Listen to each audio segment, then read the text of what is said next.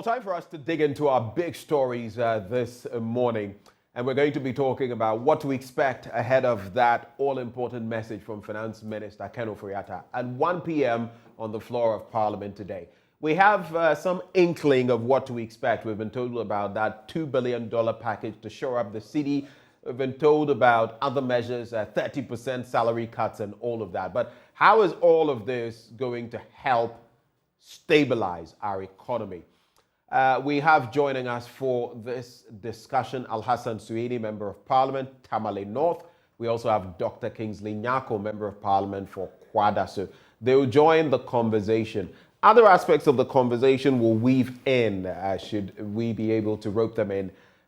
Dr. Ejapoma Jeche Dako, Senior Lecturer at the University of Ghana Business School, and Hadi Yakubu, I should say, Fighter General, Economic Fighters League, as well as Clement Boateng, National Organizer for Guta, Samson Asake Wingobit, Executive Secretary, Importers and Exporters Association of Ghana. All of them join us on the big stories this morning.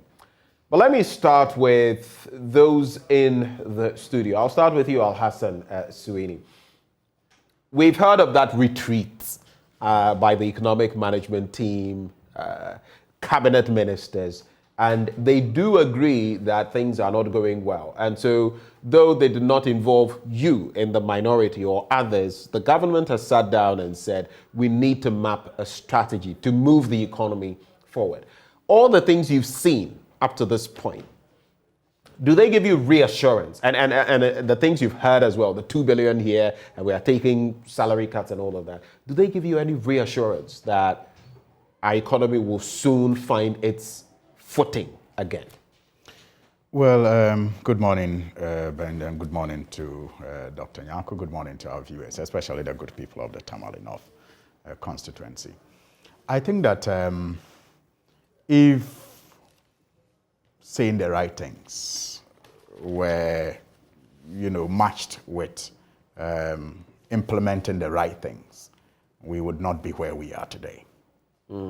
So I have heard some things that sound right, but I've heard them before. In fact, I've heard better before.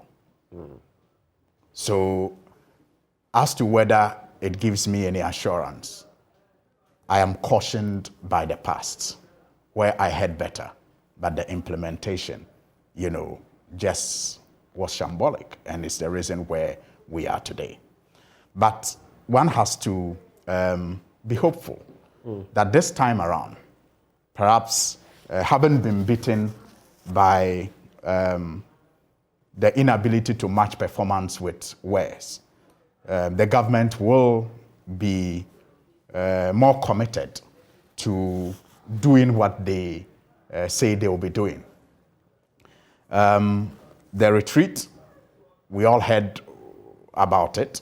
The finance minister will be addressing the nation today. I do not yet know if it is going to be by way of statement on the floor of Parliament or it's going to be through the press, because I see flyers suggesting a press briefing. Right. But I also get an indication from reports that he may be doing this on the floor of Parliament. So a bit unsure as I'm unsure. But what we know is that structure. Definitely yes, there will be some. I'm unsure about the structure that it will take, but we know that he will be speaking to the nation either through the press or through a statement on the floor of Parliament about the economy and some of the decisions that they have taken moving forward to revive it.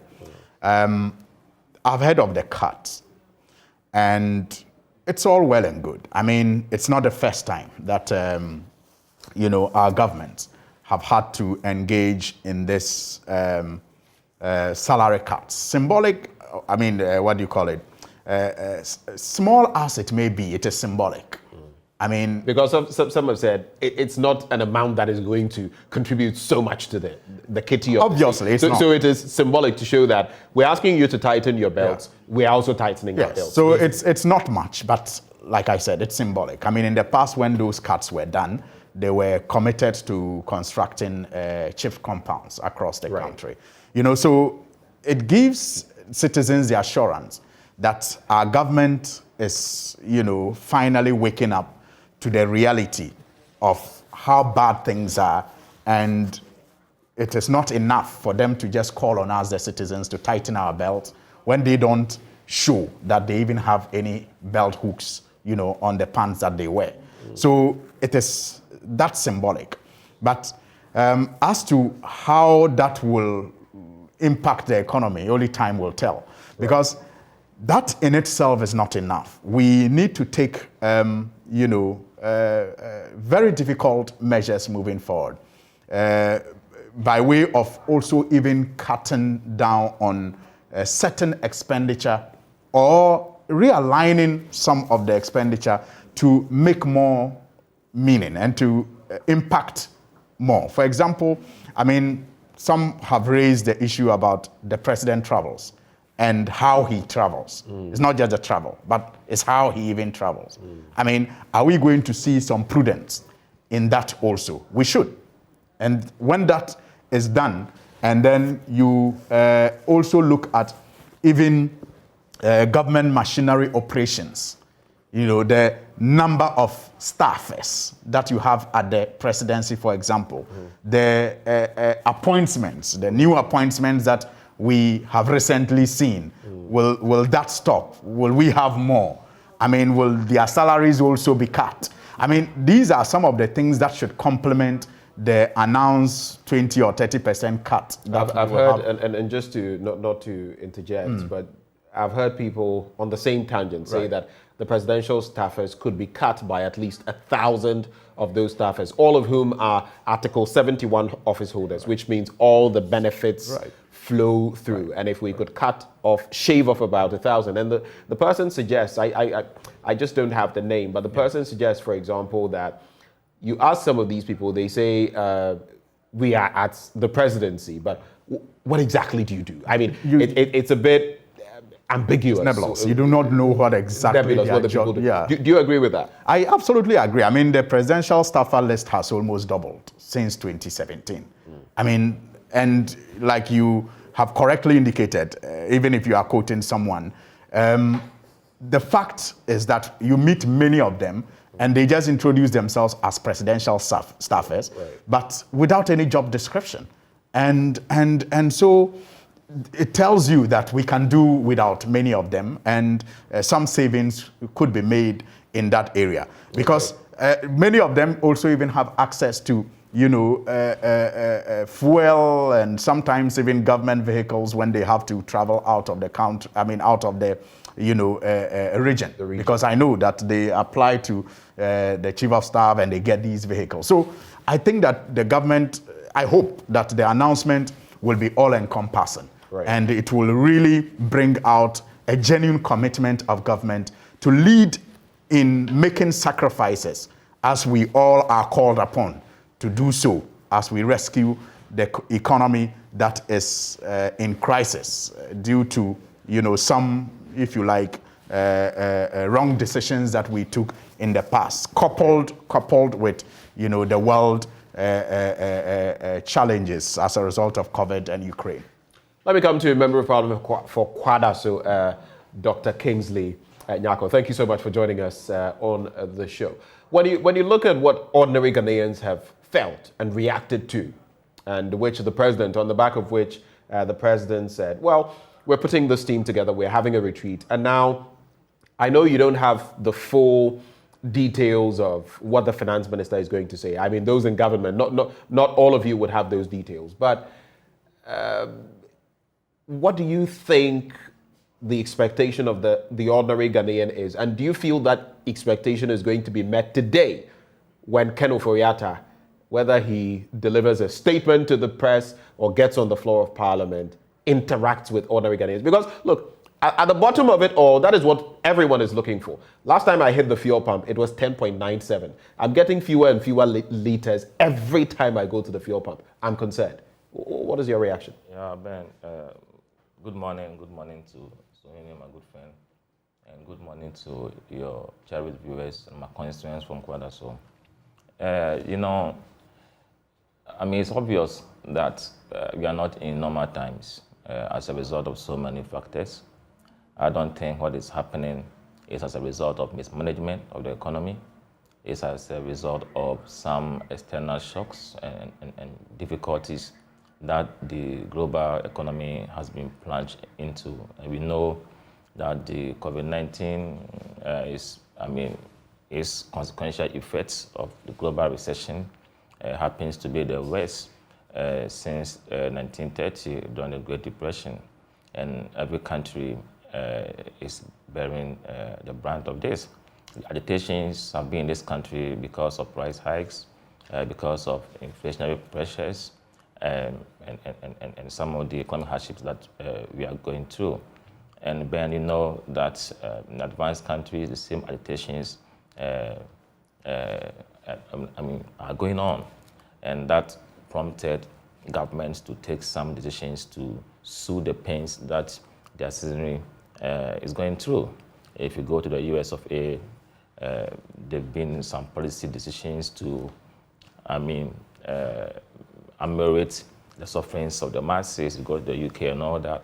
So for me, it is a step in the right direction. I think that the government feels the pains. Government is in place because it has to meet the needs, aspirations, expectations of the people.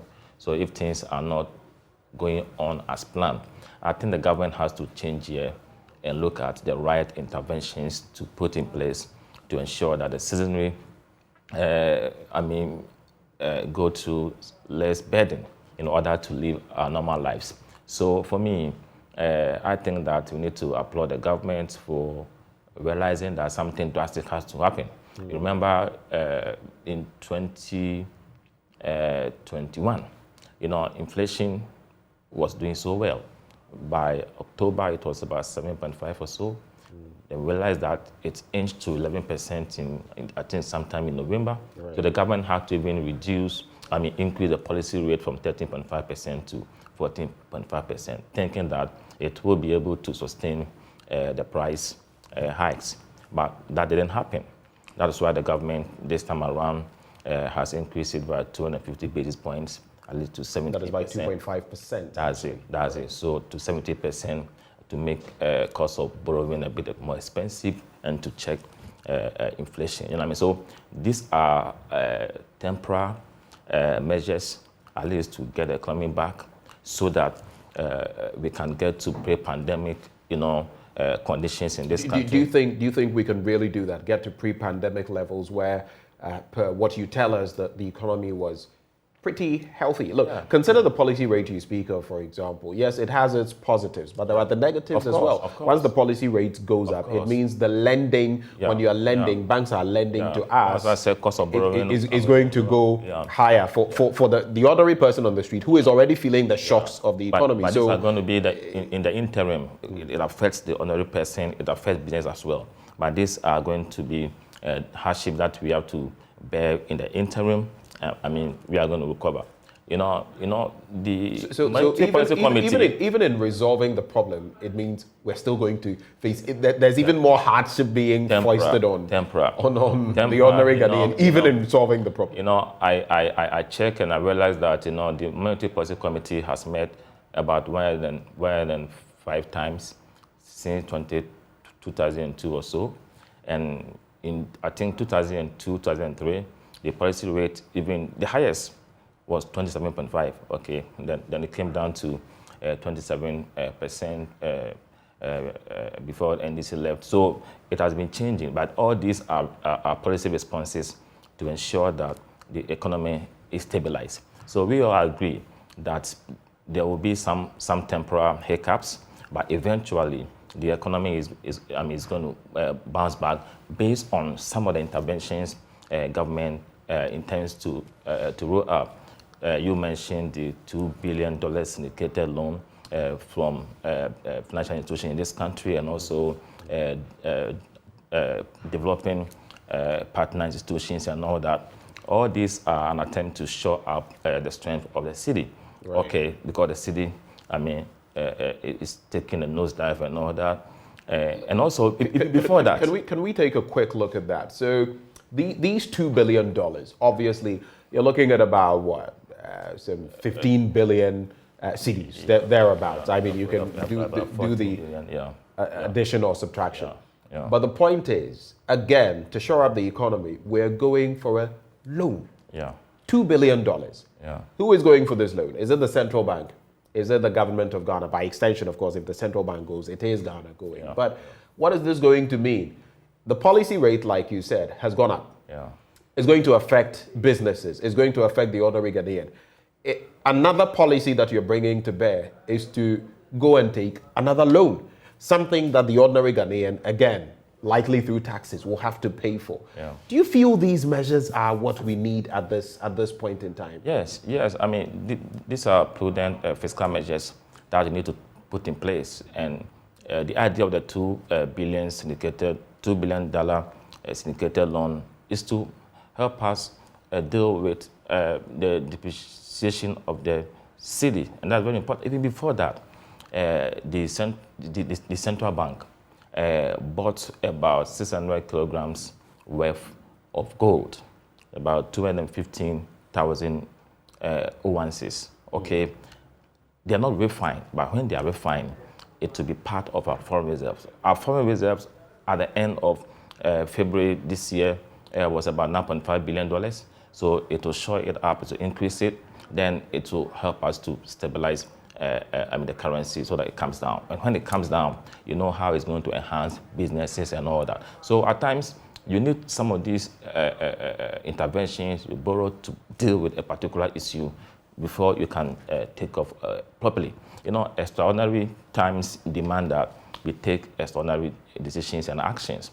And this is the right time that we need to do that. As I said earlier on, almost all countries in this world that are sensitive to the plight of their people have come up with some of these measures. Remember, US of A increased their benchmark rate. I'm talking about the policy rate by 25 basis points. UK did the same. Okay, so these are how we manage the economy, and I think that we will get over this. Our economic difficulties are long term, you know what I mean? And until we are able to put down the right structures in terms of strengthening the base of the economy. You know, I did economics a long time at A-level. The issues that we were confronted with through the literature are the same things that we are experiencing. And we need to navigate away from Okay, all right. So we need to do that. So that's why these are going to be temporal. And the president rightly said that as long as we are going to export in volumes in terms of no value addition and import more than we export, as long as we don't have import substitution industries in this country, we are going to have some of these challenges. We're going to have some of these challenges. I'll be talking to the importers and exporters, but even when you talk about value addition, yesterday I was interacting with farmers on the show, and adding value to products is not in itself an easy process. In fact, in the course of the news today, you hear of people who want to add value, and yet the processes that must be gone through and the hurdles, some of them political hurdles, so to speak, are disheartening. You get it. So you want to add value, and yet the same system doesn't allow you to do that. But let me quickly go via Zoom and engage Samson Asaki Awengobet, who is Executive Secretary for the Importers and Exporters Association of Ghana. Samson, a very good morning to you. Thank you for joining us on the AM show. Thank you for having me, and good morning to you, and good morning to your cherished listeners. Good. Let's go straight to the core issue. As importers and exporters, how exactly has our falling cedi affected your business? If you could quantify it, how would you describe it?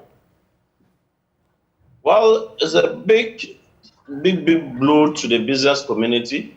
If you do recall that, let's say you have done orders in around November, December, against the first quarter of the year. And you remember we began the year with about, let's say 6.4 thereabout with the dollar. And you have perhaps, we are anticipating that, well, if it's 6.4, let me make my pricing around 7 cedis, so that at least whether minus or plus, by the time I will finish selling the first quarter, maybe dollar might reach around, let's say 6.8 or 6.7 or 6.9. At least you can still buy dollar and then go back to bring. You can get your margin. Yes. So as you speak, you have made your projections. Then within 1 month, February, March alone, you have seen that the dollar has hit 7.8. What happened? Let me readjust my prices to 8 series. Then fine, it has moved from 8 series to 8.4 to 8.9. So you will realize that there's panic in the market, there's panic in the business community because all your projections doesn't work add up. And so you either have to continue adjusting. And the worst scenario is if someone had finished selling his goods, his wares, and wasn't smart to have been changing every in daily basis on daily sales. At the time, the dollar was 6.8, 6.9, 7 series, but you were waiting to say, okay, let me finish before, because you know there are some people they want to be comfortable that okay, I have 100,000 Ghana cedis in my account, my bank changed because I'm going next week, change for me to the dollar. So he was expecting 100,000 Ghana cedis, perhaps he will get, let's say, maybe a $60,000 or a $50,000. As you speak today, you cannot get it, and so there is that kind of disparity. There's that kind of disconnection. There's that kind of, so what do I do? If that same commodity I brought and I sold 100,000, today that 100,000, it was about $50,000 goods that I brought it. I can no longer get my 50,000. Where do I go from here? I'm going to borrow. And then, of course, you know the current dispensation on our banking sector with the kind of interest that we are all hovering. No business person want to go to the bank today because of the pressure that is going everywhere. And of course, the bank I also look at it. And that is even before the current policy rate differences. The policy rate has gone up. Is that something that you are not looking forward to as well? Because it means borrowing is going to come at greater cost to you. Well, I'm sure you've heard that I've issued a statement that the current prime rate, where the governor of Bank of Ghana is even leading the seat by asking commercial banks to increase their interest rate because the prime rate has gone up. And the point is, when about 2-3 years ago we had consecutively where prime rate was between 14% or 12.something%, and we from the business community, I've seen my senior comrade Clement Boateng on the other side. I'm sure he's going to speak. Where we were calling on the governor of Bank of Ghana to inform or to direct the commercial bank to also reduce the interest rate to be in consonance with the prime rate. We weren't hearing him. Just 3 days ago, when they met and came out with the prime rate increment and then the capital ratio and whatever, he was fast to explain that the commercial bank should also up their interest rate. Already the interest rate, the current interest rate before he was calling for them to up, is nothing to drive home about. Business community are scared of going to bank because comparing the same business community here and comparing somebody at Ivory Coast, comparing someone at South African areas, the interest rate that we are borrowing to do businesses, if you want to bring it to Ghana here, you are going to collapse. Either you are going to be working and pay the bank, and then you yourself cannot even break even. So already the interest rate wasn't something to go to drive home about. And now the governor of Bank of Ghana himself is now leading the crusade to tell the commercial bank that please increase your interest rate because the center cannot be hold. So we strongly believe that if that's the case, then he should leave. Because in 3 years ago, when he was closing down some commercial banks, i.e. Unibank, Indian Bank, and other things, they were using the yardstick that if they clean the financial institutions, they was going to make our city very resilient, very strong, and the economy very resilient.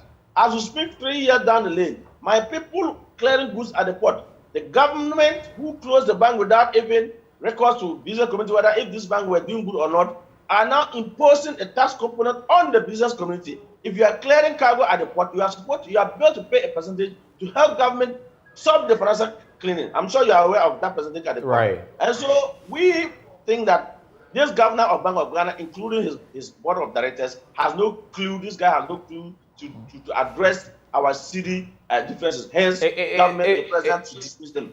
Right. And I'll just crave the indulgence of Al-Hassan Suini and Dr. Nyako in the studio. We want to clear the members of the business community, and then we'll come back into the studio and focus on you as we delve further into what to do as far as Parliament is concerned. But are you saying that then you don't have any faith in Finance Minister Ken Ofori-Atta, and that even the raft of measures that have been put together, injection of $2 billion to shore up the cedi to stabilize it. Of course, you don't agree with the policy rate increment and the pay cuts and all of that, among others that we expect. You don't think it will make a difference? Don't you have hope? When I heard that the finance minister was going to speak, it was laughable. I asked the so you say it was laughable. Yes, is the president coming to speak on the state of the nation again? If after the prime minister speak today, what is the president come to tell us again? Come on the state of the nation address. When is this finance minister is managing the country as if it's an enterprise? Managing private sector is different from managing public sector. When you are introducing public sector policies, and the main people that have gone to them to ask for their vote, telling you that if you do A, B, C, these are going to be the repercussions, these are going to be the consequences, and you fail, and you refuse to listen. Let me just take you through the benchmark value that he was banned in taking off in his 2022 budget, and we raised issues. Even His Excellency the President saw the need and called it off and said he should go and negotiate with us. When he was taking a 20% benchmark values away and telling that he was going to do it in two segments, that 20% now and set up a technical committee later, and then they will take the 3% out of us. Let me give you statistics. Before in the beginning of the year, January, frozen food per carton chicken, and I'm sorry, no chicken. Chicken leg quarter was costing in January us Ghanaian to just go and buy a carton was costing us 125 Ghana cedis. In February, because of the city depreciation and other things, February, the cost of a chicken leg quarter was costing a Ghanaian, just one box, 135 Ghana cedis. When he took the 20% benchmark values away from us, it's costing a Ghanaian to buy a carton of chicken of 185 Ghana cedis. If you take chicken back, it was in January, it was 85, in February, it was 87. In March, when they take the benchmark value of 30% alone, it's costing the Ghanaian to pay 115 Ghana cedis to get to buy a chicken back, just a box 10 kg. Wow. Chicken wing, Ghanaian 170 in January, 180 in February, 230 as we speak. And even with this week, custom have changed this. Last week, custom was using 7.0052 to calculate duty. This week, Tuesday, again last Tuesday, custom is now using 7.1152 to calculate duty. So even this price that I'm mentioning to you, my brother, will even go up in the market. Now let me give you a duty component. And just briefly on that, Mr. Awingobe, just briefly on that. Chicken for the benchmark values, when we were enjoying benchmark values, importers were paying chicken back about 30,000, 33,000 Ghana cedis as a duty component. Only duty, no fees and charges, no stipulated operational charges, no terminal rent and assets, only duty. When they take the 20% off the business committee, a duty of chicken back has moved to 66 to 68,000. Look at the difference. A chicken leg quarter, we were paying 62,000 to clear gas container. These are food. I'm using this because these are daily basis consumption items, which is possible that everybody consume every minute, every hour. The duty before 20% was taken off was 62,000 for chicken leg quarter. As we speak, it is 92,000. Wow. Chicken drums, the thigh was costing the container per duty was costing us 61,000. Because he has taken 20%, the duty has moved from 61 to 94,000. What it means is that in very soon that's about a 33,000 increase. Yeah. Good. So what it means is that there's going to be a shortage in food commodity in this country. This is just chicken I've taken. I'm sorry if I pick rice, if I pick other oil and other things, you would have seen the differential. And what it means is that we have importers, we have bulk importers, those who bring 10 containers, 100 containers. Right. We also have those who bring 1 container, 2 containers in a month. These 2 container people are more than those who are bulk importers. You know about that. And they are helping us. So if one cannot cost 94,000 to go to pay for chicken drum, then what it means is that if you used to bring, let's say in a month, you bring like 3 containers, now it's going to resort to only 1 container in a month. Someone who used to bring 1 container, then he's going to go out of business. That is the danger that we are heading. Okay, so Mr. Awingobe, just to conclude the conversation in some 10 seconds. So I want to find out from you. So for you, there is no light at the end of the tunnel as far as today's delivery by the finance minister is concerned. In some 10 seconds, just give me a straightforward answer. That $2 billion that they want to pump into the bank, give me just within 2 months is going to go off, and we are going to go back to square one. I'm telling you, it's even less than 2 months. It's going to, because people are going to hold the dollar. I'm telling you, people buy it and keep it. Now, the other aspect is he coming to reverse the 20% back to us? Is he coming to abolish the COVID-19 levy for us? The financial levies, recovery levy that is taken from import, is he going to abolish it? The 2% special levy import at the point, is he going to abolish it? I'm not quite sure he's going to abolish it because he doesn't have that power. He has to go to Parliament.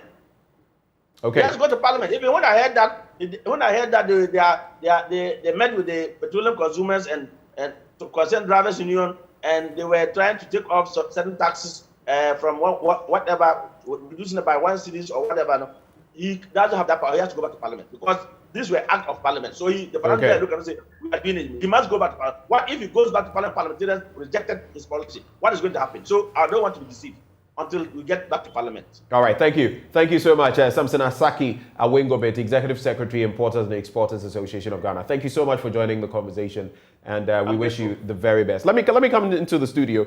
Right before I get to Clement Boateng, who is National Organizer of GUTA, right before I get to Clement Boateng, just a brief intervention from the two of you. On the back of the picture that Samson Asaki Awingobit has painted, is that it? Were you aware of all of this? And does it strike you as maybe worse than you expected? Well, I would have loved to respond to some of the issues that Doc raised, but I'm sure we'll have an opportunity later when you are done speaking with the industry players. Right. So I'll just limit myself to what Awingobit said. And I think that it came to me as a shock. I have been aware of, the increase in prices, on the markets. I mean, you go to any of the markets today and you are not assured that the price you paid for an item last week will be the same price I think paid. It was 2 days ago, someone was going to market, someone I was chatting with on WhatsApp, and the person was telling me, I am praying that the 200 cedis I have will suffice to get there. In other words, there's no guarantee. There's no guarantee now that how much you paid for an item last week will be the same price you will pay for it this week. I mean, that is how volatile prices have become, in our markets today. And so his explanation, kind of gives meaning to why prices are that unstable, in the markets today. Because if you used to import and pay 61,000, and he says this is just, the duty alone and not the other charges and taxes that they pay are not included. If they used to pay about 61,000 for, duty to bring in a product, and today, within 2 months, they are now having to pay over 90,000 for it. 94, an increment of about 33,000. Yes, over 90,000. It tells you clearly that the prices cannot be stable. And even in his submission, he still tells you that even as we speak today, they are using a different, method of calculation. So the prices can even change later today or tomorrow. So it is very, very dire. And you see, it brings me back to the point that I have made before on this platform, that when government thinks about managing the Ghanaian economy, they should not ignore the fact that the individual economies of homes contribute to the Ghanaian economy. And so if the Ghanaian economy is affected, either by our recklessness or by the international forces, we need to understand that the impact, or those who feel it the most, are the individuals who contribute to the national economy. So in every policy measure that we take, we have to understand that when we are asking people to tighten their belts to make contributions, we need to appreciate the fact that the people may not even have what it takes to make contributions because they are also heavily impacted by what is happening around them. Let me briefly, Dr. Nyako, very briefly on this bit. Do you feel the pain of Samson Asaki Awingobit and those under his establishment, and do you get it when he says that he is not very hopeful? Because look at the effect of even the benchmark values. I mean, the impact, the toll it has had, not to talk of the new policy rate and all of that coming in. So for me, I share in the pains of the ordinary Ghanaian because of the times that we are in. And I hope Awingobit is not suggesting that prices in this country have been static over the years. I remember between 2014 and 2016, we saw price volatility in this country. Even at that time, there was no pandemic like what we are experiencing right now. And he gave us the price differentials within a particular period, within the period under consideration. He didn't even go back to tell us the price differentials before. And that's not how we do analysis. you should give us a certain meaningful and reasonable time frame. Because we all know that these times, everywhere in this country, we are experiencing price hikes. Right. We are experiencing inflation. So you don't isolate, our economy and assume that what is happening is only peculiar to this country. For me, that is a bit unfair. And he is saying that he doesn't have confidence in the governor or the Bank of Ghana because the city is not doing well. But he's also aware that last year, the city depreciated by 3.9%. The previous year, it depreciated by 3.93%. What did he say about that? Because but we're looking at some 17% within a short period. 17%. Yeah. I mean, of value eroded. That is, in fact, 17.1%. That is nothing to play with. Ben, you can imagine what impact that would have on people like Samson Asaki Awingobit. It has an impact on businesses and all of us. But I'm trying to say that if the city was held to that stability last year and the year before, it should tell you that it's because of what we are going through right now. So you can do it again, basically. We can go back. Because, all right. Look at all the economic indicators. Do you know that in 2014, the city depreciated by 31.2%? 2014, it did. It did. You know what I mean? So, but how many percent? 32. 31.2%. 31.2%. In 2014, you can check. You know what I mean? So, and at that time, we are not going through the challenges we are going through right now. But now we know. So we are better now. We're even better off now than then. What I'm saying is that these temporary setbacks will be overcome. Okay, they will be overcome. Yes. Let me quickly address, and I'll come to you, Clement. I'll come to you, Mr. Boateng, at a point. But let me just bring in Dr. Ejapoma Jekedaho, senior lecturer at the University of Ghana Business School. She joins us as well for this conversation. Now, when you look at the picture of our economy, if you look at the snapshot that we've been presented with, within a very short period, the cedi has depreciated by over 17%. We're looking at the cedi falling to all major currencies, the American greenback, the British pound, the European Union's euro. On the other end, we also have fuel prices that are running amok. We have food prices that are really high. Yesterday, I was interacting with farmers who are saying that everything has gone up. Fertilizer prices, tractor, labor, and all the components. When you look at this and then you put it side by side with at least what we know that has emanated from the economic plan to salvage the economy, the $2 billion injection into our economy to shore up the cedi, the policy rate going up, which has pluses and minuses, and all of that, pay cuts. Do you feel this is going to have the sort of impact government would be looking for?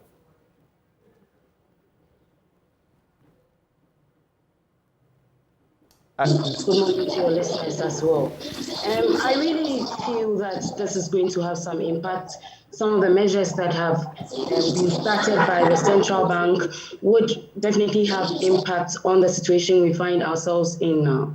Like you've rightly said, inflation has been very high in the last few months, roughly edging on to about 15%. Our currency has also depreciated, and per the figure that you actually quoted, it's around 17 point something percent. Now, the central bank, I think last 2 days or 3 days ago, came up with some policies, and one main policy that is striking everybody has to do with the fact that the monetary policy rate had to be increased, and I think it was in order. We all agree, like you also said, that there are costs to it. There are costs in the sense that the cost of business is going to go up. But we also see our currency, our cedi actually depreciating.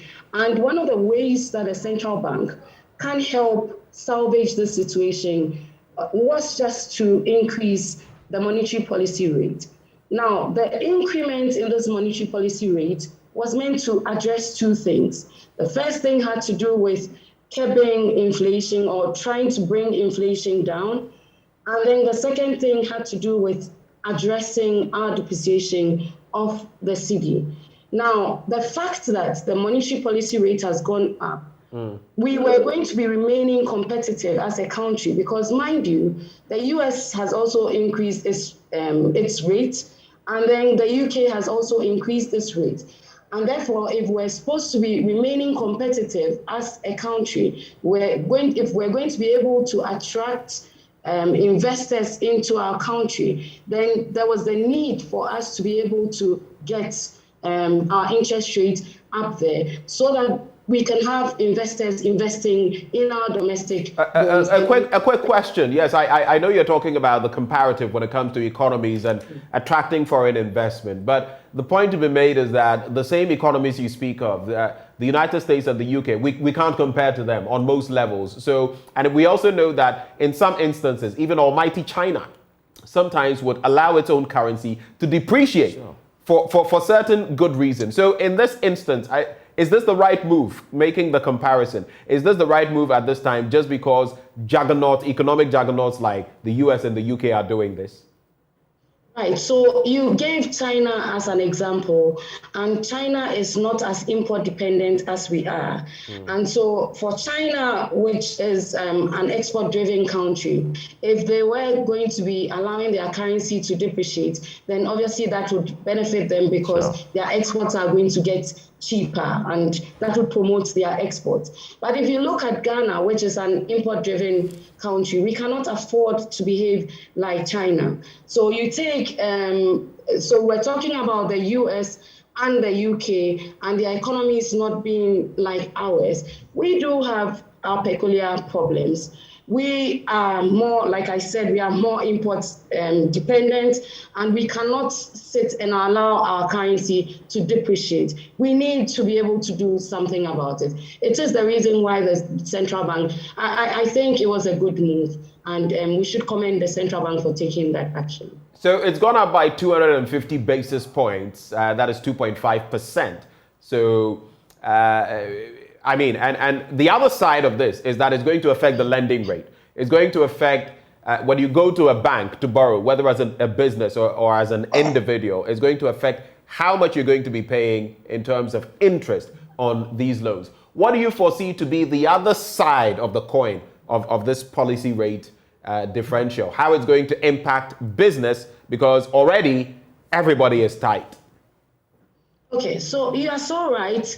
An increase in the policy rate would obviously influence the Ghana reference rate, which is sort of the rate that is used to determine the other forms of interest rates, that the lending rate, etc., by the banks. And so we are going to be seeing the cost of business go up a bit. But again, it's just a matter of balancing things out. Look, on one hand, increasing the policy rate is obviously going to cause our lending rates to go up. On the other hand, we also need our currency to be stabilized. So what does the central bank do? And considering the fact that we are an import-dependent country, if we continue on the tangent where our currency keeps depreciating, like the gentleman who just spoke said, it's virtually going to be impossible for importers to plan. And that in itself would feed into the problems that we have in our economy. It's going to make things more costly for us. So what should a central bank do? I think that, and I'm repeating, this was the right way for them to go, to be able to stabilize our country, to be able to ease the pressure that it's on importers, to be able to ease the pressure on Ghanaians as well, because when imported goods get expensive, it feeds into the prices of our local goods. And so this was definitely the right to go. Yes, it's coming at a cost, and we needed to balance things out. 250 basis points, I think, can be accommodative, given the fact that interest rates had been decreasing. The MPR before it went to 17% was 14.5%. Average interest rates was around 20%. It would make a difference, but I don't think it would make too much of a difference. Okay. Doc, my final question to you, and right before you take leave of us, so we can also bring in the other guests. When you look at the proposals, we don't know all of what Finance Minister Ken Ofori-Atta will be telling us today at 1 p.m. as he addresses the nation on the policy moves to shore up the economy. We know about the $2 billion bit. We know about the policy rate. We know about cuts to executive expenditure, for example. But these are minimal. What more should we be looking at? I mean, it's been proposed that all 16 flagship government interventionary programs like free SHS, like 1D1F, like Planting for Food and Jobs could be impacted. We don't know for sure. What do you think is the way forward? What are your expectations ahead of the finance minister's delivery? What are some of the areas you would like to see him go? And I would also like you to fuse in whether you think, and it's been a wide discourse, do we need the e-levy? Should we go to the IMF? Or do we need a fusion of a bit of the e-levy and some IMF relief? What is your take? So expectations, and then touch briefly on the e-levy IMF dynamic. Okay, so we've already heard a few things that the finance minister is going to be talking about. One of the things that we've heard has to do with petroleum products, the taxes on petroleum products possibly coming down. I have a bit of a problem with that because if you take all the taxes that make up the, let's say, petrol, that would amount to about 2 cedis, 70 pesos. Exactly. Granted, petrol is now nearly about 10 cedis. Granted that the finance minister wants to even take off all that amount, 2 cedis, 70 pesos, it is actually going to make a marginal difference to us as economic agents or as consumers in the economy. And especially because we have no control over what is going to be happening to the world oil, world market prices of oil.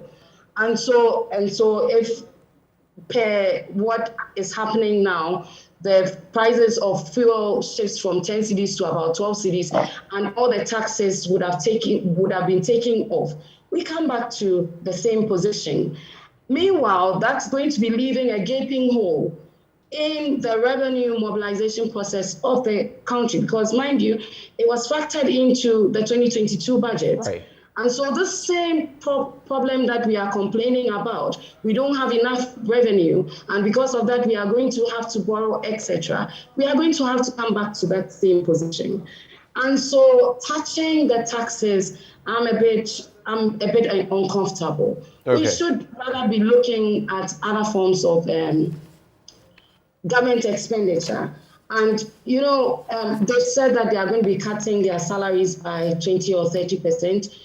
That's showing good faith, because one of the reasons why we see our currency actually depreciating so fast is because of loss of investor confidence. And just because the investors, especially the foreign investors, don't see that we will be able to repay them when they lend to us. So if we are going to get them to come back on board, then they have to see good faith on the side of government. Right. And so government trying to rationalize its expenditure would go a long way to help us. Okay, now, let's wrap on the e-levy IMF dynamic very quickly. Yes, I was going to touch on it. Now, I don't see anything wrong with us going to IMF, but I think that IMF should be our last resort as a country. Because did you say it should be our first resort as a country? I said our last resort. Okay. Yes. IMF should be our last resort as a country. Why am I saying that? IMF comes to help us with our balance of payment position. At the moment, if we look at our reserves as announced by the central bank in their last press statement, right, it's almost about 4.3 months import cover. We are not there yet. Right. We don't need that much help yet. I mean, if we are going to go to the IMF with our own homegrown solutions, why not implement those solutions now? Quick one, very quick one. But you say we are not there yet, but does it mean that if things remain the way they are, the CD against most currencies, I mean, the CFE, for example, if we open our borders, that is going to be quite a problem, because we've lost ground against the CFA as well. But if in the next few months, things stay pretty much the same way as they are now, let's say by April, May, June, we're in the same fix, would we be there then? Would we be approaching the IMF then? I mean, if we get to a point where we are starting to deplete our reserves and all that, then it would be important for us to go to the IMF for credibility's sake and then for support of our balance of payments issues. All right. And the e-levy, Yes. is it an option? Well, the e-levy in its entirety, I disagree.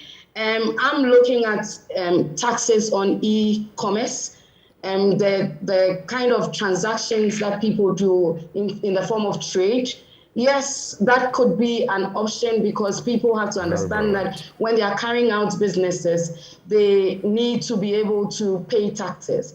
But just for me to transfer money to somebody and be paying taxes, I disagree. But I agree with some form of taxes as far as e-transactions are concerned.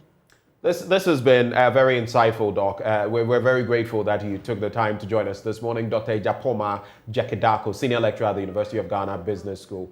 She joined us there. Let me quickly clear this hurdle with Clement Boateng, and I know that the members of Parliament in the studio are itching to speak. I'll give you time to do that. Let's wrap with let's do Hadi Yakubu, Fighter General Economic Fighters League. Hadi, so I have seen that statement you put out, and you're talking about the fact that 10% of teachers' salaries to pay for accommodation, but you have a whole long essay that you've put together on government spending, executive spending, most of all, but ministers who are members of parliament, who are cabinet ministers, and all of that, and you give the breakdown and what their benefits are. And you feel that they should be setting the example of tightening their belts. Break it down for us why you're of this opinion ahead of today's delivery by the finance minister. Yes, thank you very much, Ben. Let me say that's about to see my senior brother in the studio, Arasan Suhine. That's Hadi. That's Hadi. Nah. I would also want to say good morning to Dr. Nyako and the other guests who have come and gone. Yes, Ben, we wrote a letter to the finance minister on the back of a notice that was sent out to heads of education institutions to charge 10% on the salaries of teachers who live in government bungalows as sort of some charge on rent. Right. The basis for that, as you have alluded to, is detailed out in the letter, and we are saying that it is clearly insensitive in these days and times that, as other guests have said, prices of goods and services are increasing rapidly, and things are getting so out of hand that the salaries that these teachers and other government workers are taking clearly cannot take them home. But these are the same people who are asked to pay for everything. They buy their own fuel, they do their own transportation, they pay for their own food, they pay for their own accommodation. And then you are coming to now say that because they live in government bungalows. Mind you, some of them have been posted to places where without these government bungalows, they clearly cannot work because these are far removed villages. So one then has to ask, is it a general government policy that anybody who is working for the state and living in a state bungalow ought to state accommodation ought to pay for it? And if that is yes, then we have the right to ask the question about ministers and deputy ministers who, as we've quoted in the letter, according to the Prof. Ntiamuabedu report, right, are entitled to so many freebies, including free official accommodation, or in lieu of that, 20% of consolidated salary. And in some cases, we're looking at as high as 6,654 cedis a month. Absolutely. Right. Absolutely. But you know, this calculation is actually based just on the basic salary, right, as recommended in the report. And there are two issues. First of all, sometimes most you and I know that in most cases when the reports make recommendations, the approvals that parliaments ultimately give are far higher in actual figures than the recommendations in the ex gratia report. No, so that is one, but we never get to know. Those are moments when the NDC and the NPP can silently, agree and laugh and shake hands without any sort of drama in Parliament, and we never get to know anything. Secondly, the report's recommendations talks about 20% of consolidated salary, which means that you have to calculate the cost of all the other free things: free medical care for the minister or deputy minister, free medical care for the minister's spouse, free medical care children for under up to 18. 4 children. Yes, 4 children under 18 years, free official 4x4 car, free official saloon car, free 24-hour security, and all of these things. We do not know how much is going to all of these things. And we are even going to file a right to information request to make sure that these details are released to us. How many ministers are occupying official accommodation? How many ministers are being paid these monies in lieu of official accommodation? How much is being spent to buy 4x4 vehicles for ministers?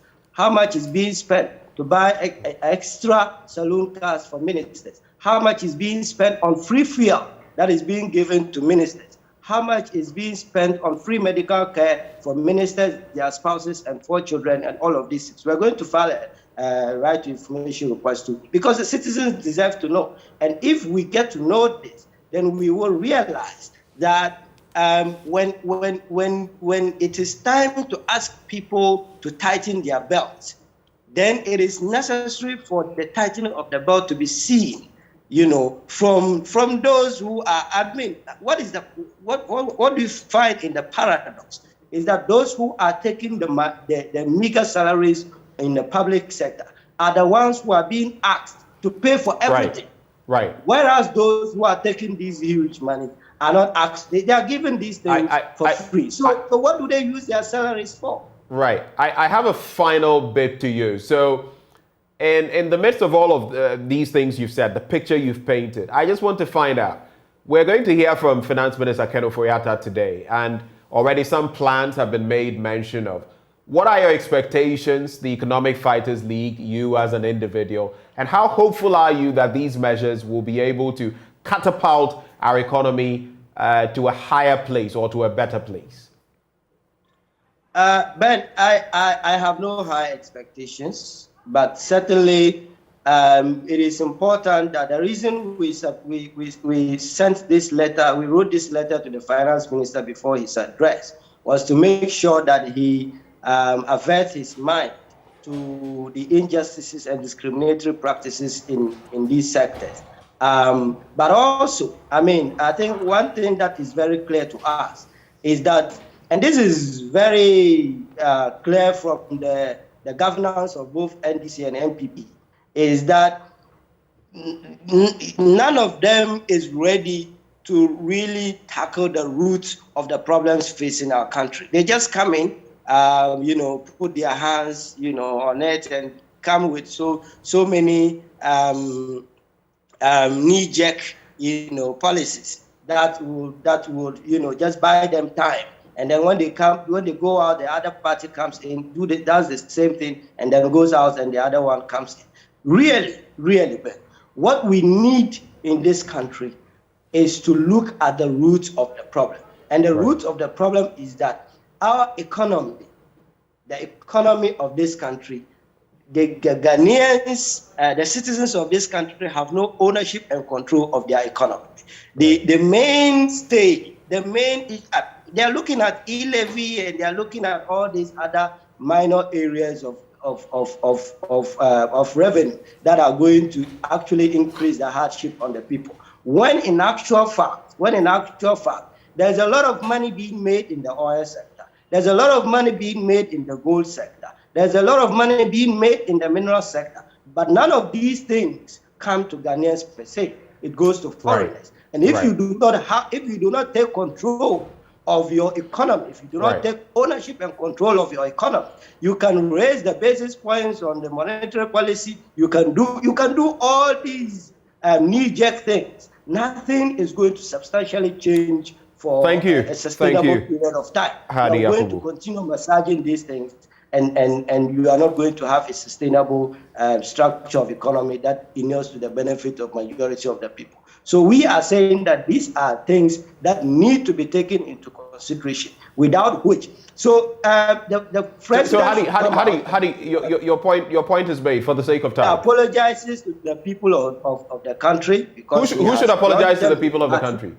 The president should come out and apologize to the people of the country for plunging all of us into all this hardship, and then detail out how we are going to take control and ownership of our economy, so that people can understand that these are going to be medium to long-term things that will inure to the benefit of all of us. All right. Hadi Yakubu, this is where we're going to have to end it with you. Fighter General, Economic Fighters League. Thank you so much, Hadi. We don't have all the time. My sincere apologies. But quickly to you, Al-Hassan. Do you agree with Hadi Yakubu? To what extent do you agree with him? To what extent do you not agree with him? And let me just run this by you, because you are an officialdom in a way, and your party has been in power. Some of the items I see here, yes, I know about the 4x4, with the option to buy at the end of your tenure as minister. Even as members of Parliament. You cannot buy. Pardon me. Salon. You cannot buy the 4x4. So it's the saloon car. Okay. Then there's also the bit about free fuel and insurance. Is that only for ministers and deputy ministers? Because I know you MPs say you don't get free fuel. No, we don't. I mean, that's let me commend all your guest speakers. I think that they have all done some fantastic job, especially Dr. Jackie Boedu, is that the name? And then Hadi. To some extent, I agree with the concerns that Hadi and the Fighters League are raising, except just to make a correction. I mean, when the Presidential Commission, makes... In the Commission. When they make recommendations, the committee, when they make recommendations on these salaries and emoluments, it is not increased by Parliament. I mean, Parliament has no authority to increase or decrease the recommendations. It is suggested. The suggestion, both in the communication and what he said was that you even go ahead and increase that they don't know. So I just thought I should make that point. So that is not the case. It is not the case. I mean, Parliament doesn't usually, do anything. You don't vary. So you stick to the rates. The committee works with Parliament and leadership of Parliament to determine these rates, because leadership of Parliament will make a presentation. The committee will either find it reasonable or not, and based on their judgment, they will give, they will make a recommendation to the president, and the president has the authority to vary it, but Parliament doesn't have the authority to vary it. I just thought I should make that point. And then on the issue of free fuel, free what do you call it? So the freebies and free electricity, water. What is the reality? Parliamentarians are not entitled to that. Members of Parliament are not entitled to that. But ministers? But what do you know about ministers? I know for ministers there is an allocation. I think weekly allocation of fuel, which when it runs out, you are on your own. I think that, again, there's also some sort of free electricity for those who stay in government bungalows, but not those who stay on. But of course, there's also the bit about for those who are not staying in official government outfits, the benefits they get out of that. I know that rent, supposedly. I know that. I think under the NDC government, I think it is there, but I know that under the NDC government, sometimes administrative decisions can waive those things. I mean, a government can decide that if you don't have accommodation, they are not going to pay you that. Those things happen, but sometimes I also know that. So yes, those are areas that we can make cuts in, and I agree with them. Because some of them just appear frivolous to me, and I think that those are areas that we can make cuts in. And maybe just once I have this opportunity, let me just make an observation. If you listen to Dr. Nyakwe, and he talks about the fact that we are going through some crisis, and maybe that is why our economy is in the shape that it's in, and deficits are high, interest rates are high, and the prime rate has gone up, but we will come out. it's interesting to me that sometimes they say this without acknowledging the fact that, and then they say that 2014 was terrible. They don't acknowledge the fact that before 2014, Ghana actually had its highest growth ever of about 14% GDP. You know, they don't recognize that fact. Again, they don't recognize the fact that Ghana attained its first single-digit inflation, you know, before 2014. And sustained it for a very long period. Right. They don't recognize. So you're talking about the 31.2%. Exactly. And then the 31.2% that he talks about, he doesn't even relate it to the fact that we are talking about 17.1% in just 3 months. I mean, at this rate. But a year can end.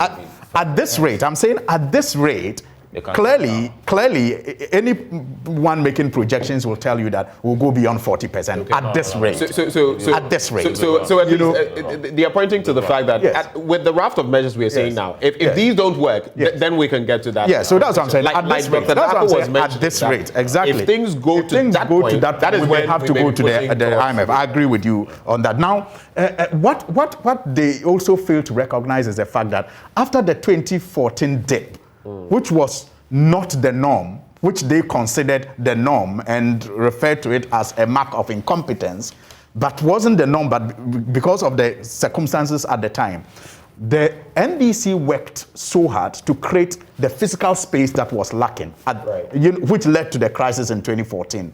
The NDC created that physical space. And I've said it on this platform about how they inherited the physical space that was created after the Sensu consensus that developed the homegrown policies, which was adopted by the IMF and resulted in the creation. I mean, when you took over, the what do you call it? The debt to GDP of this country was less than 70%. In fact, it was far below 60%. It was around 60%, sorry. It was around 60%. Today, we are talking about 80% plus. There is simply no space. But you see, how did we get to the 80%? It's because of the mismanagement and the dismantling of what was inherited, leading to a situation where we are now going for $2 billion, additional dollars. When we said that borrowing was a lazy way of running an economy. If this is what we are served with by the competent people, then I don't want to be competent. Dr. Nyako, in order not to belabor the point or keep going back and forth, because I know I don't want the reactions and counter reactions, else we'll keep going back. But I want you to take stock of two things. One, some people have said that to again save money for government's kitty and save us all the pain that we're going through, one of the measures to adopt is to merge some ministries. Some of them put them under the presidency. Some of them have them subsumed under other ministries because it makes no sense for them to be standalone ministries and to have a budget on their own. The other bit that I want to run by you has to do with, since we are all setting an example and ministers are setting an example, you as members of parliament, some have suggested that you two, slash your salaries, take a pay cut. Yesterday, how do you respond to these two? Yesterday, I made this call on GTV. I said I made that call with Podo, and I said that MPs must also brace up to, have some of our salary or allowances cut. I'm for it. But see, what percentage are you looking at? I think I will yield to the leadership to handle that. No, but you're free to talk about. Look, I feel a 20%, 30%, 50% for me cut would be reasonable. For me, I'm for it, but I yield to my leadership. I don't want to jump the gun. If leadership says, because when leadership decides, we also can make input. So I don't want to jump the gun when. But is it not fair when we look at the sort of sums of money you're getting? I mean, if leadership decides 2%, that is nothing. So you can. What are the sums? To make some sort of. What are the sums you have in mind? I think that Doc and others, especially in government, are not being very realistic. They are not being realistic. They are not. When they make these points. Just a quick one. Okay, you go ahead. Yeah, okay. So you see, Ben, I'm making the point that our debt to GDP ratios have not been static. When you took over in 2009, our debt to GDP ratio was 25%. You left it at 56%.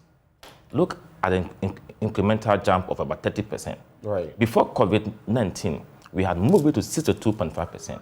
an increase. That is a rebase. I mean, you are talking about a rebase economy. The point we but yet, when you speak of the NDC, you don't acknowledge the rebase. Sorry. Go on. You see, so our debt to GDP ratio had been ballooned when you took over. If you look even at GDP growth rates, you did 2.9% in 2014. You did 2.1% in 2015. You did 3.4% in 2016. We took it and we increased it. So, and you know that even after you've gone to Senchi with the homegrown policies, the following year, you went to the Eurobond of 1 billion. So, I mean, the facts are there for all of us to see. I would say any day that this country has been managed well by Nana Akufo-Addo, but for the pandemic and what we are witnessing right now. When the 8 years under your administration, tell me a single world event that destabilized the world economy.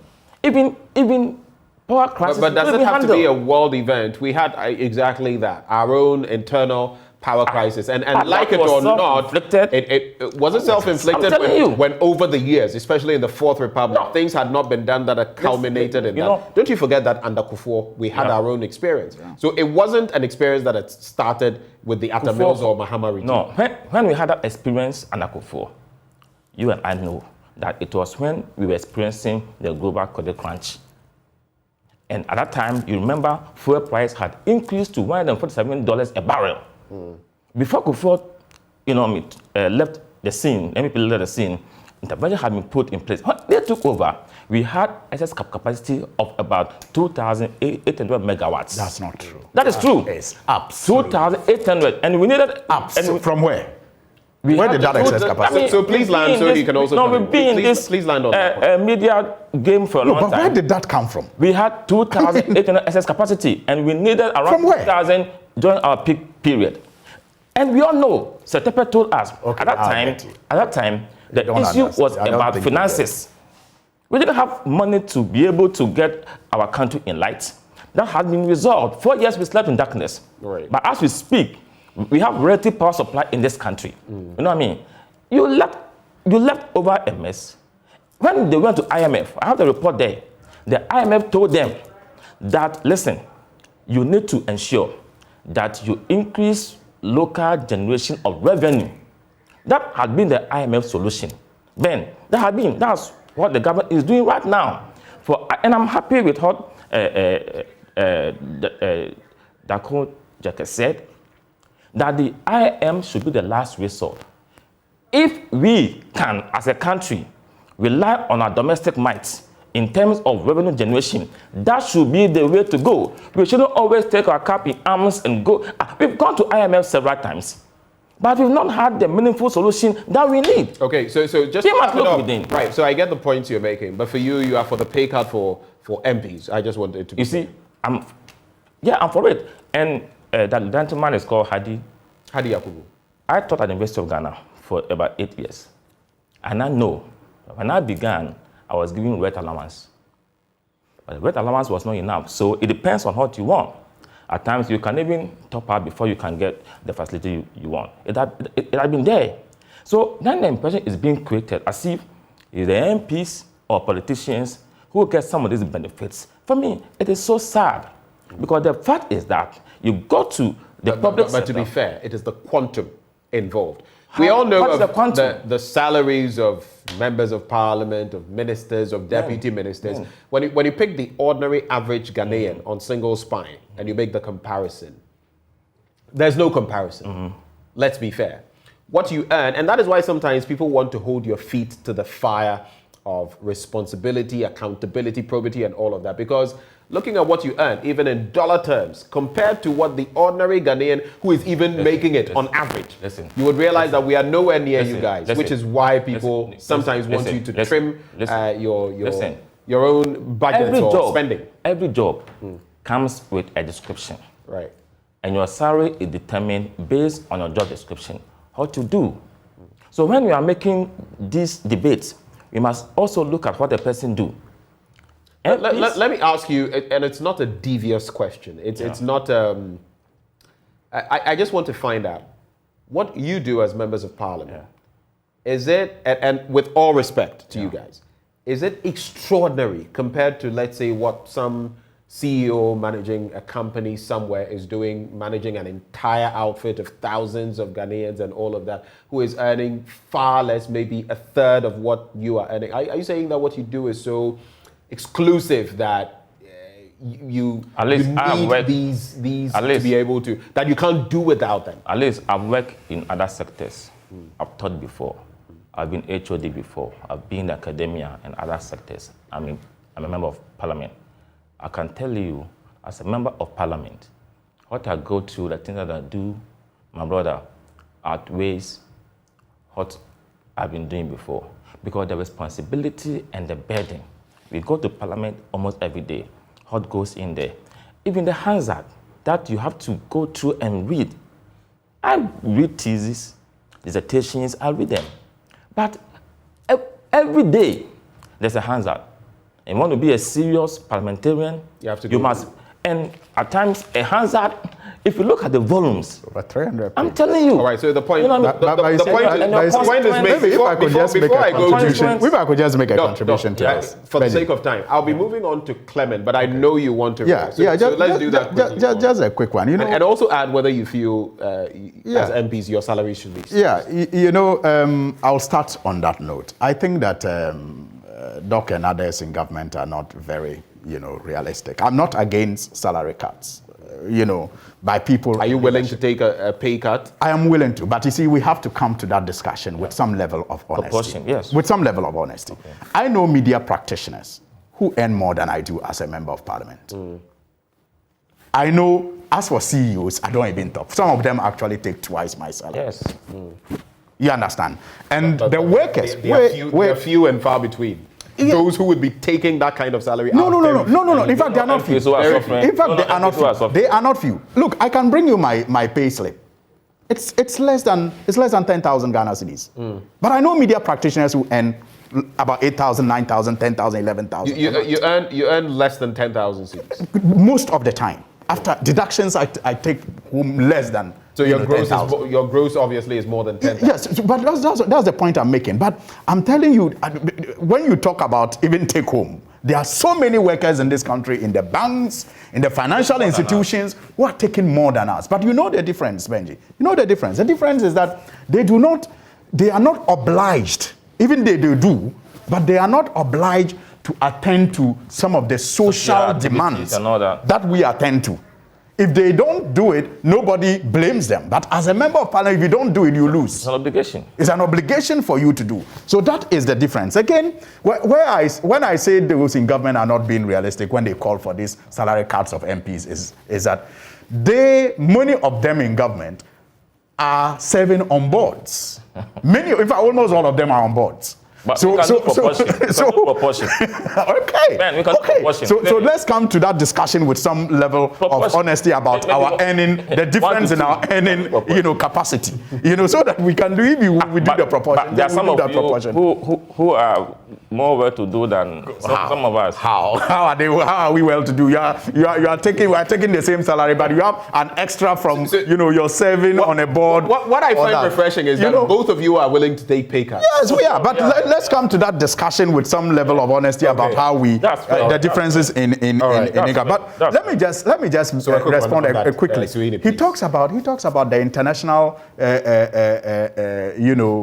economic impact on Ghana. Look, let us be very honest. And Doc knows this. I'm surprised he was speaking the way he was speaking. There was no war in 2014. Yes, I agree. But there was, the plummeting. We experienced the plummeting of cocoa prices and gold prices. All-time low. It didn't take a war for that to happen, but it happened. You had oil. You admit those shocks. And those shocks. These are major. These are major. These are the top two that we use. Where did we get the oil? At the time, we didn't have the sort of wells. Exactly, we just had one oil well. At the time, that was a Jubilee field. Let's be honest. And then again, remember, we even had a problem. Ben, we even had a problem with the FPSO, and so We even had a problem with the FPSO at the time. And so even capacity, the volumes that we're producing was low. So we had these impacts, these shocks on the economy in 2014. Right. And I'm saying that by 2016, we had done so much work that the international community actually predicted that 2017 we're going to see an economic growth of about 8%. Okay, in all right. 2016, Thank you, Hassan. If you took over and you maintained Let me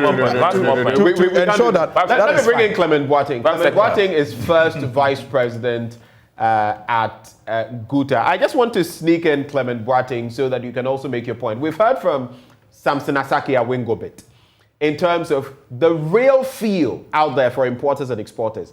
For you members of the, Guta, what has it been like?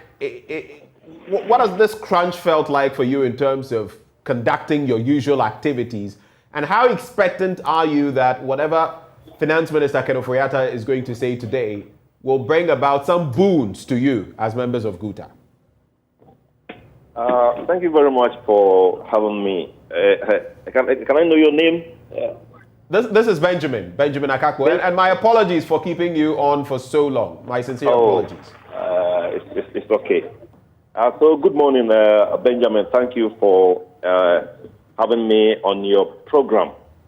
As you are all aware, the situation that the business community finds itself currently is something that is very worrying and having a very negative impact on our businesses.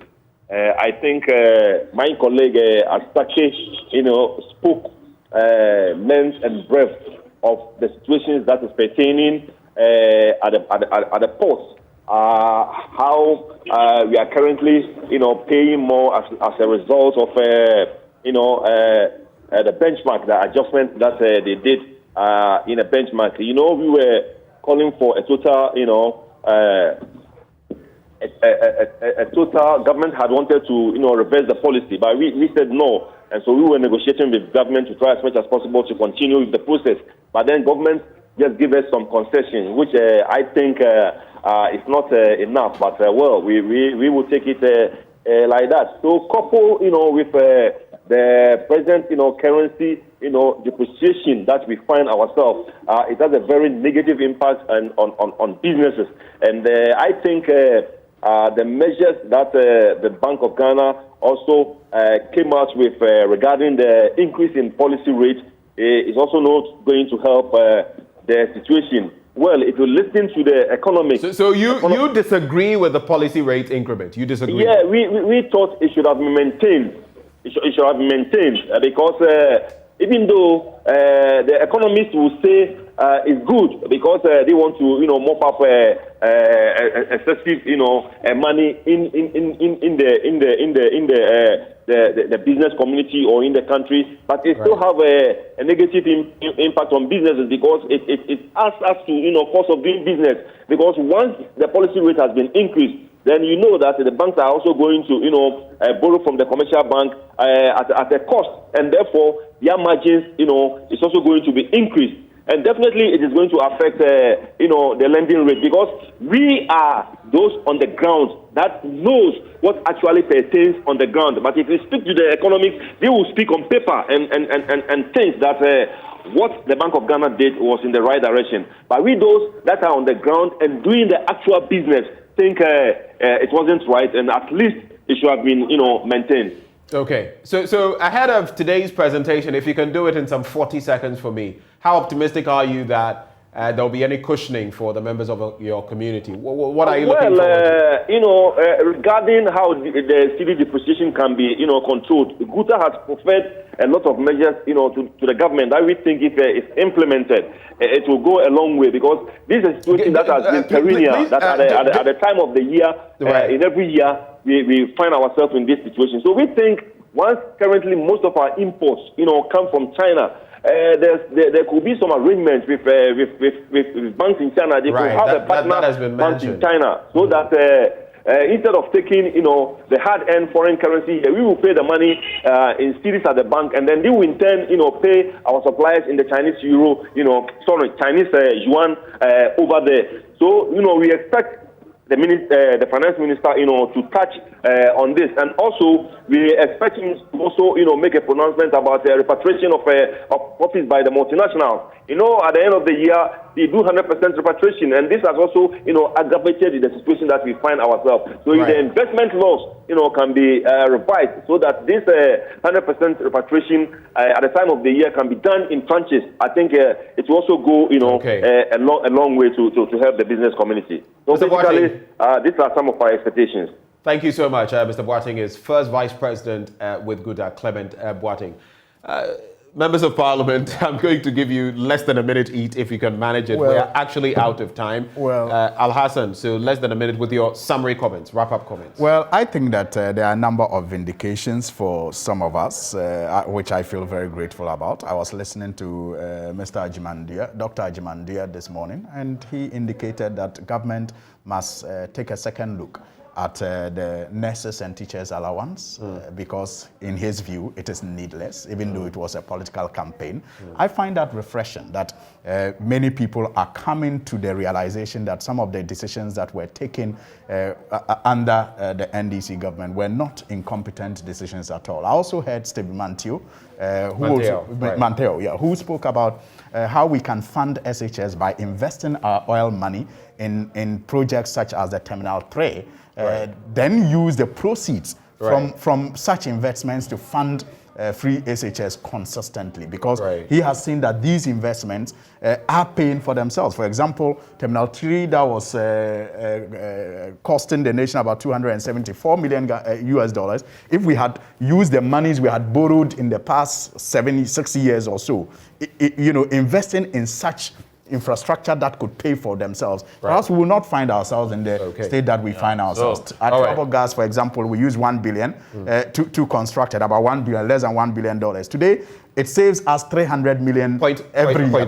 It has paid for itself and it's giving us more. Thank you very much. 40 seconds. 40 seconds. So for me, that's prudent management. For anything that we have to do to get our economy back on track, and I want to plead with my colleague and his team on the other side to cooperate with government for us to implement the policies captured in the budget.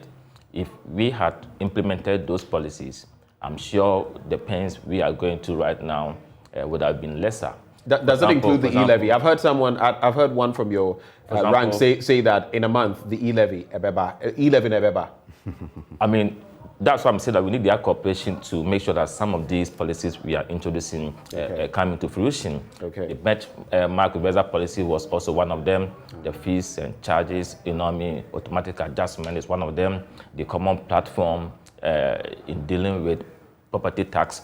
All these are revenue enhancing measures that we think that can increase our fiscal envelope, our revenue envelope, for us to be able to move this country. So they need to support us. This country must move on.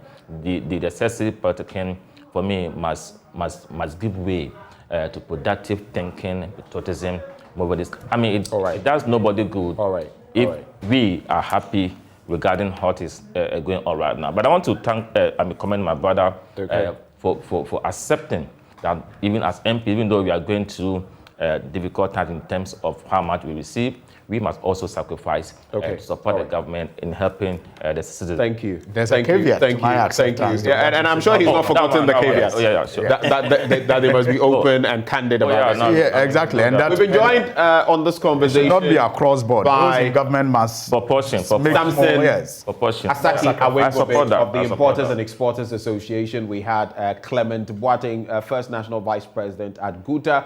We also had Dr.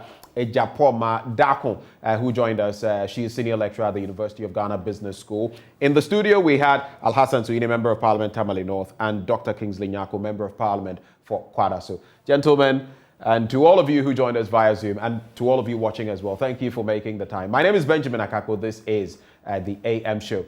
We'll come your way again, same time tomorrow. Our major news bulletins at 10 and at noon. Stay for the rest of our programming.